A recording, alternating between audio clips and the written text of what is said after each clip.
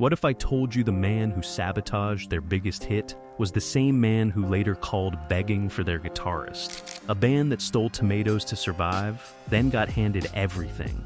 The biggest rock manager in America, the hottest producer alive, a major label deal. They charted a top 40 hit and sold out arenas with KISS and Aerosmith. Then the machine turned off the lights, almost overnight. This is the rise and fall of Starz. The road to Starz began not with a grand vision, but with the wreckage of a pop hit nobody wanted anymore. In the summer of 1972, a New Jersey band called Looking Glass topped the Billboard Hot 100 with Brandy. It was a massive, undeniable smash. But for the musicians left standing after the band eventually dissolved, that soft, melodic pop sound felt like a prison sentence. They had tasted success, and it had tasted wrong. They wanted something heavier, something dangerous, something that could fill arenas instead of jukeboxes. The surviving members regrouped under the name Fallen Angels and began the slow, grinding work of reinvention. The New Jersey club circuit in the mid-1970s was merciless. You earned your reputation one sweaty room at a time, night after night, with no guarantee that anyone beyond the bartender was paying attention. These were men who loaded their own gear, drove their own vans, and woke up in towns they barely remembered. But the band believed in what they were building, and they kept pushing forward. Before we continue, don't forget to like and subscribe to the channel. The missing piece arrived in the fall of 1975. Richie Rano, a guitarist who had already tasted chart success with the band's Stories on their #1 hit Brother Louie, spotted an ad looking for a hard rock guitar player. He drove out to audition. The band had already seen 75 guitarists walk through that door before him. When Rano plugged in and played, the search was over instantly. They said, "We've had 75 guys come down here, and they all sucked. You're what we're looking for. You're in the band." With Rano in place alongside powerhouse vocalist Michael Lee Smith, the band needed one final element, a name that matched their ambitions. The answer came from Sean Delaney, the legendary right-hand man of the management company, who noticed the star earring Rano wore and the star neck inlay on his modified 1958 Stratocaster. Delaney suggested the word Starz. The band was initially skeptical. He came back the next day with a futuristic logo sketched on a napkin. They were sold. What followed was the attention of Bill Aucoin, the manager who had transformed KISS from a struggling New York club band into a global phenomenon. Aucoin recognized the same raw potential in Starz. With his backing, the band suddenly had the machinery of the music industry pointing in their direction. For 5 musicians who had been eating stolen tomatoes from Boston Gardens just to survive on the road, it felt like the world had finally opened its doors. In January 1976, Bill Aucoin delivered on his promise. He secured Starz a heavily promoted deal with a major label and paired them with producer Jack Douglas, the same man simultaneously crafting the multi-platinum sound of Aerosmith at the record plant in New York City. The industry was watching. The magazines were paying attention. The machinery was fully in motion. The self-titled debut album, released on June 21, 1976, announced their arrival with riff-heavy authority. Douglas understood the band's raw power and captured it without sanitizing it. One technical detail revealed the care they brought to every decision. Rano later explained that the guitars were tuned down a half-step specifically to protect Michael Lee Smith's high vocal range during the grueling touring schedule that lay ahead. "We did it that way because Michael has great range and was singing high, so we wanted to lower the sound slightly to help save his voice." It was a small choice that spoke to the professionalism behind the swagger. The album's most controversial track was Pull the Plug, a thunderous, boundary-pushing song inspired directly by the national legal battle surrounding Karen Ann Quinlan, a young New Jersey woman who had lapsed into a vegetative state after consuming Valium and alcohol. When her parents won a landmark court ruling in March 1976 to remove her respirator, the story dominated the national conversation. Starz channeled that raw societal anxiety into a rock track.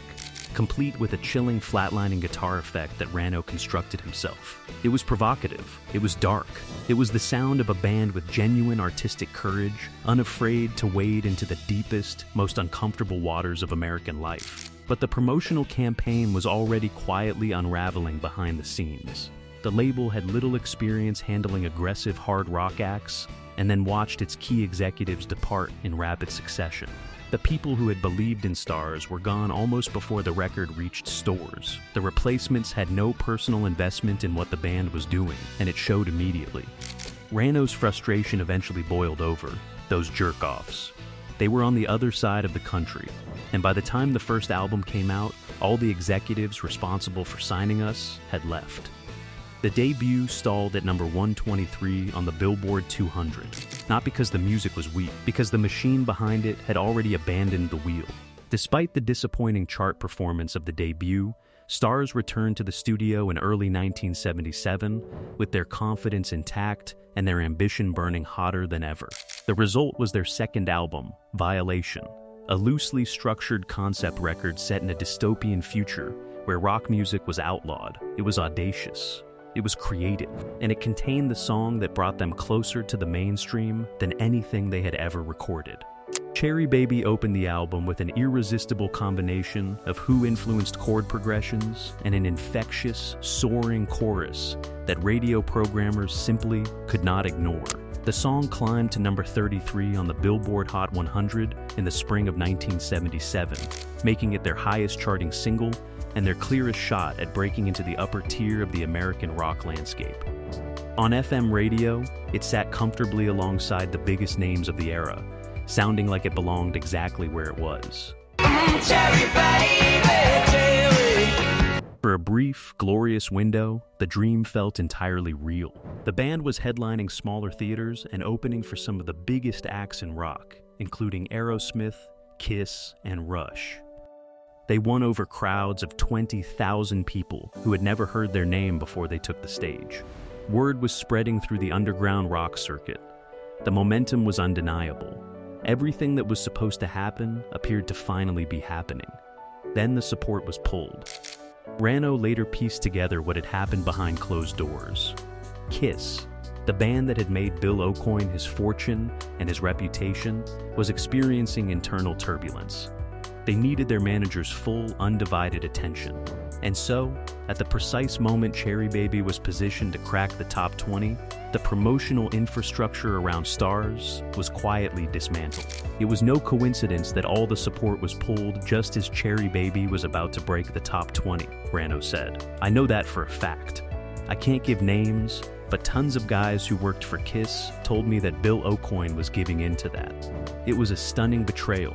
The band had delivered the song had delivered the audience, the industry had simply chosen not to show up.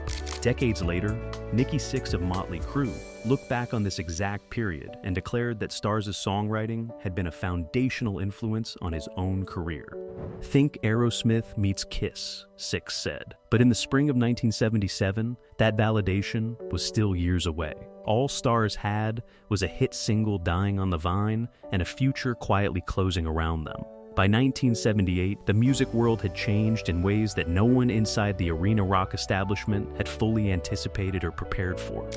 Punk rock had arrived from England with a snarl and a safety pin, dismissing everything that bands like Starz represented as bloated, self-indulgent excess. Disco was filling the clubs and saturating the airwaves with a sound that had nothing in common with dual guitar hard rock. New Wave followed close behind with its synthesizers, skinny ties, and angular fashion that made arena rock musicians look like relics from another century. The landscape that had made arena rock the dominant commercial force of the mid-1970s was fracturing in every direction at once, and there was no roadmap for survival. For Starz, the timing could not have been more catastrophic. The consolidation of FM radio under the rigid, album-oriented rock format meant that playlist decisions were now made by demographic algorithms rather than enthusiastic DJs with genuine taste and passion. Starz did not fit neatly into those rigid formulas, and they found themselves systematically shut out of the airplay that had sustained them. Meanwhile, Bill Aucoin's escalating cocaine addiction was consuming his professional judgment and focus. leaving the band further adrift with no meaningful management guidance whatsoever. When Jack Douglas became unavailable for their third album due to scheduling conflicts with Aerosmith, the situation reached a critical breaking point. The recording studio pushed the band toward a Cheap Trick-influenced power pop direction that felt foreign to everything they had spent years carefully building. The resulting album, Attention Shoppers, was self-produced at a lower-tier New York facility under intense label pressure, with none of the sonic authority that had defined their first two records. Rano recalled the impossible position the band had been forced into. They convinced us that we had to do an album like Attention Shoppers. And even then, they said, these songs can't be hits. We thought, great, now we'll lose our hard rock audience. They lost it. The album peaked at number 105 on the Billboard 200, alienating the core fan base without attracting the new listeners the label had promised. The internal damage proved equally severe. Founding bass player Peter Sweevil and guitarist Brendan Harkin, who favored continuing in a pop direction, clashed bitterly with the rest of the band and were ultimately forced out. The classic five-piece lineup that had defined Starz at their peak was gone, and with it went the last remnants of the band's original identity. Starz refused to surrender quietly. They rebuilt their lineup with bassist Orville Davis and guitarist Bobby Massano, traveled north to Toronto, and recorded their fourth studio album Coliseum Rock with veteran producer Jack Richardson. It was a superb, muscular return to the double guitar hard rock that had first made them compelling. Tracks like So Young, So Bad and Last Night I Wrote a Letter showcased a band that remained fully capable of filling arenas with something real and powerful. On Where Will It End, Rano even stepped up to sing the opening himself, proving how much fight the band still carried. The creative fire had not gone out. So young, so bad. But their label had already made its decision internally. The album arrived with almost no promotional support behind it. Radio programmers barely knew it existed. The band that had once been positioned as America's next arena rock sensation was now functionally invisible to the very industry that had built them up just 2 years earlier. Then came the incident that ended everything. The precise details remained confined largely to insider accounts and rock biographies, but the essential truth was this: a severe physical altercation involving a key associate in the Starz touring camp created an irreparable rupture with Bill Aucoin. The assault destroyed whatever fragile professional relationships still remained between the band and their management. Rano later addressed the matter carefully. Bill Aucoin, who was their manager, had an issue with them because of an assault. And then, their label never really got them, and never promoted them the right way. The cascade that followed was swift and total. In the summer of 1979, the record company officially dropped Starz. Aucoin terminated his management contract immediately afterward. The band that had sold out theaters alongside KISS and Aerosmith just 2 years earlier was left with nothing. No label, no manager, no forward momentum of any kind. There was a brief reunion and farewell tour in late 1980. Then, silence. 5 musicians who had come agonizingly close to everything they had sacrificed for walked away from the wreckage and tried to rebuild their lives. In the brutally unforgiving world of the 1970s music industry, the distance between America's next big rock band and forgotten almost overnight was measured in less than 3 years. The years following the breakup scattered the members of Starz across the margins of the music industry. Richie Rano and Michael Lee Smith made one determined attempt to recapture the magic in 1982, forming a new band called the Hellcats and releasing a self-titled album. It failed to find its audience, and Rano, exhausted and deeply disillusioned by the industry's indifference, stepped away from music entirely for 4 years. The man who had once auditioned against 75 guitarists and won had seen enough. Even the near misses of the post-Starz years carried a particular heartbreak. When guitar prodigy Randy Rhoads was killed in a tragic plane crash in March 1982, Ozzy Osbourne's management reached out to Rano almost immediately. They knew that Rhoads had been a tremendous admirer of Rano's playing, and they flew him out to the Sunset Marquee in Los Angeles to audition for the role. Rano learned the solos to Crazy Train, I Don't Know, Goodbye to Romance, and Over the Mountain in record time, and delivered a strong, confident audition. The job went to Bernie Torm instead, in what Rano came to believe was a decision that had already been finalized before he ever walked through the door. Tragedy struck the band's inner circle on January 23, 1990, when founding bass player Peter Sweevil passed away from complications related to AIDS at just 41 years old. The loss was a devastating reminder of how much the world had changed since those electric, hopeful nights on the New Jersey club circuit in 1975. In the 1990s, Rano built a new kind of success through KISS memorabilia conventions that drew devoted crowds of collectors. Then Gene Simmons, the same man whose demands on Bill Aucoin had helped derail Starz in 1977, launched official KISS-sanctioned conventions and threatened legal action against Rano, pushing him out of the business he had created. It was a cruelty that felt almost scripted by the universe. But the music quietly endured. Beautifully remastered CD reissues arrived in 2005, introducing the Starz catalog to a new generation of hard rock listeners and collectors who approached the records without any of the industry baggage that had surrounded them the first time around. In the 2020s, high-quality vinyl pressings brought those recordings back to life, with the warmth and physical presence they had always deserved. Periodic reunion performances at events like Starz Fest gave longtime fans the chance to hear those songs played live again, in rooms filled with people who had simply never forgotten. The shadow that Starz cast over the decade that followed them was longer and darker than most casual rock fans ever fully recognized or appreciated. When Gene Simmons assembled the extraordinary roster for his 1978 solo album, a prestige project that featured Joe Perry of Aerosmith and Rick Nielsen of Cheap Trick, he called Richie Rano personally, to record the lead guitar solos for Tunnel of Love, having expressed dissatisfaction with what other high-profile guitarists had already delivered. The man whose management decisions had contributed directly to the destruction of Starz was now reaching back to their guitarist for the musical credibility his own record required.